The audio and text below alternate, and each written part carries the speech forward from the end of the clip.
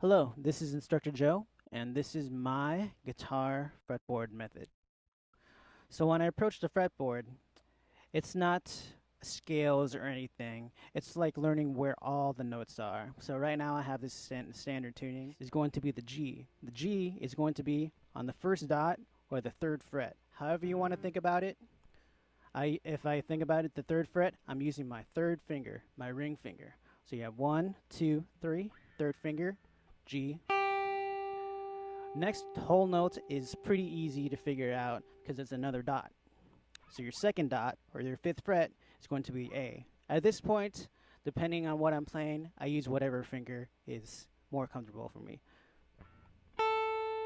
Next note, so starting from the top, E, E, then on the fourth string, E, open bottom string, then 12th fret, double dots, another E. 1, 2, 3, 4. 4 different types of E. Now the reason I'm pointing out all the E's is because if you know your bottom string, you know your top string. You know where all the notes are. So I'm going to play double dots are the same as open. So you can use that theory to go pursue more on the fretboard. E, F, G, there's another dot. A, B. So far, the dots are lining up as it is on the bottom frets. C and D. Now I only have 22 frets on this. Some fretboards go down to 24. Some other guitars go on to 21 frets instead of 22. When I'm tuning, I always like to make sure I'm playing a chord and to see if there's any wonkiness. To give you an example, if I tuned it and then I play a simple E chord, I feel a little bit off somewhere. Then I go where that off noise is and see if that's in tune. It's not, there's the B. Then do it again. I feel that there's something else a little off, and go back to the first string. It's just a little bit off. So whenever you're tuning, try to play a chord. Doesn't matter what chord, just as long as you are comfortable with knowing where the chord is. A chord that would use all the strings would benefit too. So I go with my E major, or like a G or something like that. I'm starting with the C. Now if I were to play an inversion is doing the chord but starting on a different note. So let's say if I were to start on the second or the third note, which is the E, if I wanted that on the bottom end, here's another E, the top string. So I will have E, C, E, G, C, E. E, C, E, G, C, E. That's your first inversion. Having the C on the bottom.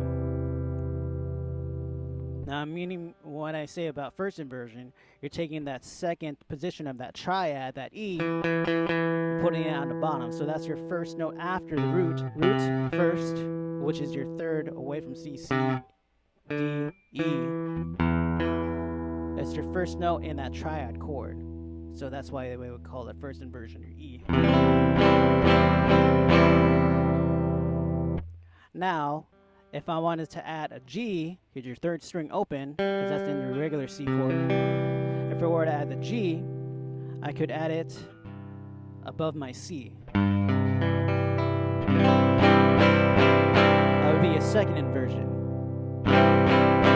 Same concept from guitar and piano. You have your different inversions. It could just move the other way where your E is on bottom, but then you have a different pitch of octave. Right now, I'm just having the different inversions underneath the root position, thus having a more fuller tone, your basic mid-tone, to fill it out more. So I'll go from the regular C, or open C, starting from the fifth string. Now I'll have the fifth underneath. I don't personally like that noise, because it has that, you have 3 E's but I really love this G inversion. So when you count it out, here's a G, and here's another G. You got two Gs. Here's your C, you got another C. Then you have your E and another E. There's two of each note into it. More fuller sound, more deeper sound. If you were to want a deeper C, different if you wanted the inversion on a chord chart, you would have your G underneath and then your C. A triad. So what I'm about to teach you right now is a dyad using two notes, the first and the fifth note of that chord scale,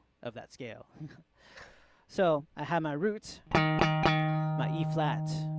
Now I'm trying to find the fifth, basically making a dyad. No really extra color, just basic dyad chord, no color. I can go about it using scale, 1, 2, 3, 4, 5, if I know my scales, or I can do this power chord formula. So I have my root, my power chord formula, 2 steps up,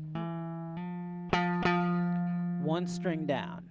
And here's my root, E flat, 2 steps up, 1 string down with my other finger.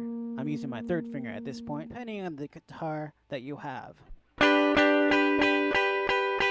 On the stop tail bar, I always like to keep my palm muted on stuff like this. My arms up here, and it's raised a bit more than some other guitars. Now, if you were to play on a style like this, you would have to manipulate your arm and your hand to a different pattern. So I find it easier to play on something like this with my arm instead of right here, like how it is on my other guitar, a little bit more back. There's this nice little bevel right here, or curve, that for your arm to set comfortably here without having to accidentally hit the volume knob when you're doing it. So